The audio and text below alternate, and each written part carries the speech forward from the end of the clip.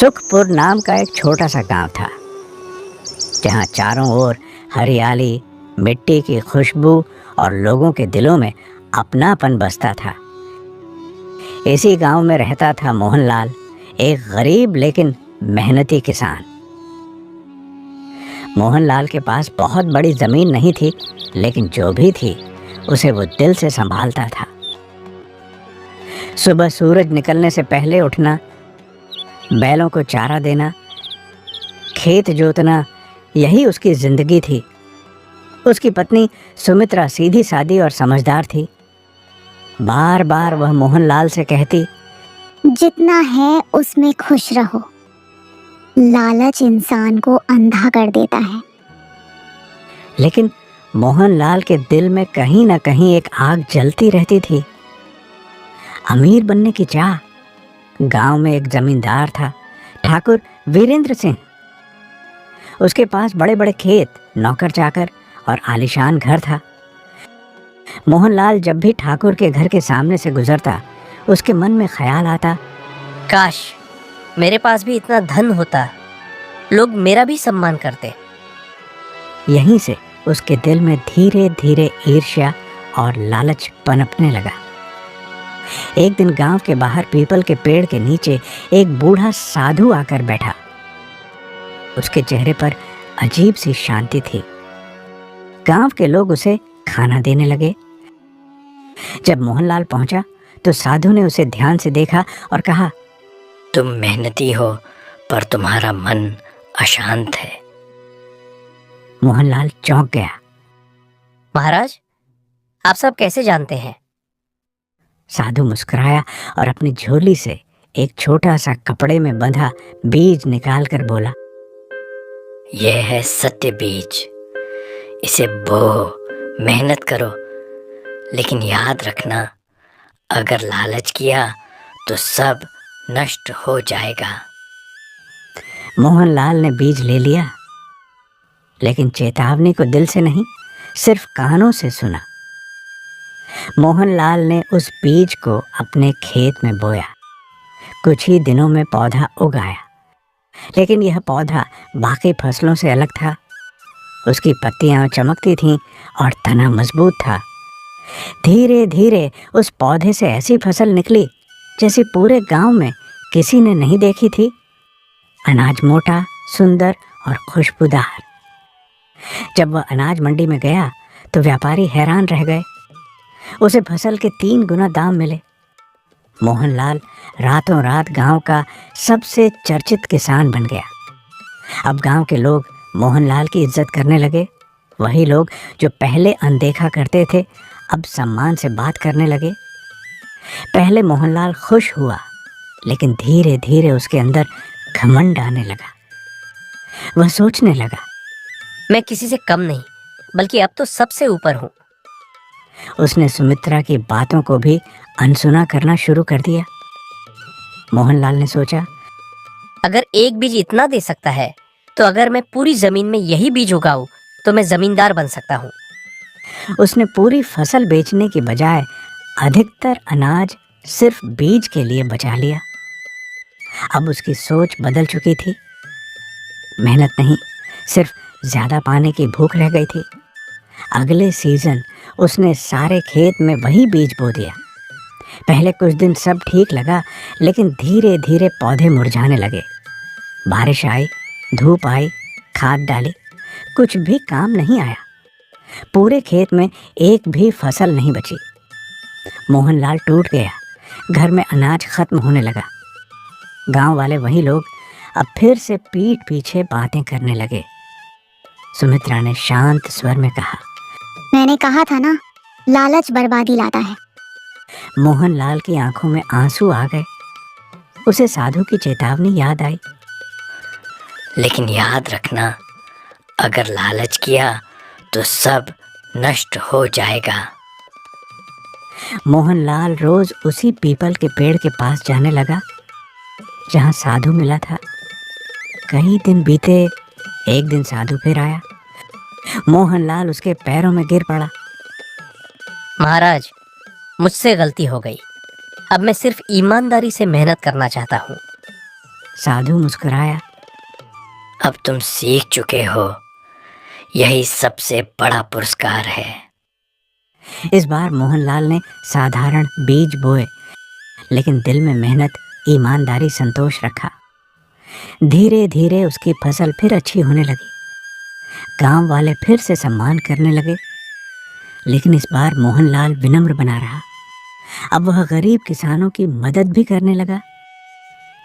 एक दिन गांव के बच्चे उससे पूछने लगे, काका, आप सबसे अच्छे किसान कैसे बने? मोहनलाल मुस्कुराकर बोला, मेहनत से और लालच छोड़कर।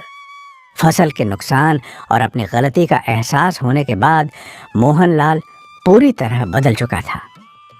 अब उसके जीवन में वही पुराना घमंड नहीं था, बल्कि विनम्रता और पछतावा था। एक सुबह वह मन ही मन सोचने लगा, मैंने बहुत गलतियां की, शायद अब ईश्वर से माफी मांगने का यही सही समय है। वह नंगे पांव गांव के पास वाले जंगल की ओर चल पड़ा। चारों ओर ऊंचे पेड़, पक्षियों की आवाजें और हवा में एक अजीब सी शांति थी। जंगल के बीच एक पुराना कच्चा रास्ता था। मोहनलाल उसी रास्ते पर आगे बढ़ता जा रहा था। अचानक उसकी नजर एक पेड़ के नीचे बैठे एक वृद्ध पंडित पर पड़ी। पंडित जी का चेहरा तेजस्वी था, लेकिन शरीर बहुत कमजोर लग रहा था। मोहनलाल पास गया और बोला, महाराज, आप यहाँ अकेले बैठे हैं? पंडित जी ने धीमी आवाज में कहा, बेटा, 2 दिन से कुछ खाया नहीं, शरीर जवाब दे रहा है। मोहनलाल का दिल भर आया। उसे अपना बीता हुआ समय याद आ गया, जब उसके घर में भी खाने की कमी हो गई थी। उसने तुरंत कहा, आप चलिए मेरे साथ महाराज, मेरा घर छोटा है लेकिन दिल बड़ा है। मोहनलाल पंडित जी को सहारा देकर अपने घर ले आया। सुमित्रा ने जब यह देखा तो बिना कुछ पूछे तुरंत रसोई में चली गई। थोड़ी देर में गरम रोटी, दाल और साग परोस दिया गया। पंडित जी की आंखों में आंसू आ गए। उन्होंने कहा, बेटी, ऐसा प्रेम आजकल बहुत दुर्लभ है। मोहनलाल ने विनम्रता से कहा, महाराज, ये तो हमारा सौभाग्य है कि हमें आपकी सेवा का अवसर मिला। पूरा दिन मोहनलाल और सुमित्रा पंडित जी की सेवा में लगे रहे। पैर दबाना, पानी देना, आराम का ध्यान रखना, सब कुछ दिल से। अगली सुबह पंडित जी जाने को तैयार हुए। जाने से पहले उन्होंने मोहनलाल का हाथ पकड़ा और बोले, बेटा, मैंने तुम्हारे भीतर का परिवर्तन देखा है। तुम्हारे दिल की पवित्रता ने मुझे प्रसन्न कर दिया है। मेरा आशीर्वाद है, तुम अपने गांव के सबसे अमीर व्यक्ति बनोगे। और जैसे तुम्हारा दिल बड़ा है, वैसे ही तुम्हारा घर भी बहुत बड़ा होगा। मोहनलाल घबरा गया। महाराज, मुझे धन नहीं चाहिए, बस शांति चाहिए। पंडित मुस्कुराए। जब धन सेवा के लिए मिले तो वह अभिशाप नहीं, वरदान होता है। इतना कहकर पंडित जी जंगल की ओर चले गए और देखते देखते आंखों से ओझल हो गए। अगली सुबह जब मोहनलाल की आंख खुली तो उसने कुछ अजीब महसूस किया। घर की दीवारें बदली हुई थीं, छत ऊंची हो चुकी थी, आंगन पहले से कई गुना बड़ा था। वह बाहर निकला तो देखकर दंग रह गया। पूरा गांव उसके घर को देख रहा था। उसका छोटा सा कच्चा घर अब एक बड़े सुंदर हवेली में बदल चुका था। लोग फुसफुसाने लगे, लेकिन इस बार मोहनलाल के चेहरे पर घमंड नहीं, बल्कि आंसू थे। उसने आसमान की ओर देखकर कहा, हे प्रभु, मुझे इस लायक बनाए रखना। अब मोहनलाल गांव का सबसे संपन्न व्यक्ति बन चुका था, लेकिन इस बार उसका व्यवहार पहले से बिल्कुल अलग था। गरीबों को मुफ्त अनाज देना, बच्चों की पढ़ाई में मदद करना, बीमारों के लिए दवा का इंतजाम, बुजुर्गों की सेवा। गांव में अब लोग कहते थे, मोहनलाल अमीर नहीं, देवता जैसा इंसान है। सुमित्रा यह सब देखकर बहुत खुश थी। एक दिन उसने कहा, आज मेरा सपना पूरा हुआ है। पहले हमारे पास पैसा नहीं था, लेकिन दिल साफ था। फिर पैसा आया और दिल बिगड़ गया। और आज भगवान ने दोनों दे दिए, पैसा भी और नेक दिल भी। मोहनलाल की आंखों में आंसू आ गए। धीरे धीरे मोहनलाल ने गांव में एक छोटा सा स्कूल बनवाया, कुआं खुदवाया, गरीब किसानों को बीज और खाद मुफ्त में देने लगा। अब सुखपुर गांव पूरे इलाके में उदाहरण बन चुका था। लोग दूर दूर से आते और कहते, ऐसा गांव हमने कभी नहीं देखा। और हर बार जवाब मिलता, ये सब मोहनलाल की वजह से है। एक दिन मोहनलाल उसी जंगल के रास्ते पर गया जहां उसे पंडित मिले थे। उसने हाथ जोड़कर कहा, महाराज, आप जहां भी हों, आपका दिया हुआ आशीर्वाद मैंने कभी व्यर्थ नहीं जाने दिया। हवा चली, पेड़ों के पत्ते सरसराए और ऐसा लगा जैसे कहीं से आवाज आई हो, यही सच्ची सफलता है बेटा। मोहनलाल मुस्करा दिया। जब इंसान का दिल बदलता है तभी उसकी किस्मत बदलती है।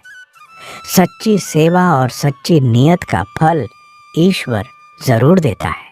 अगर आपको ये कहानी पसंद आई हो तो वीडियो को लाइक ज़रूर करें, अपने दोस्तों के साथ शेयर करें और ऐसी ही अच्छी कहानियों के लिए चैनल को सब्सक्राइब करना ना भूलें।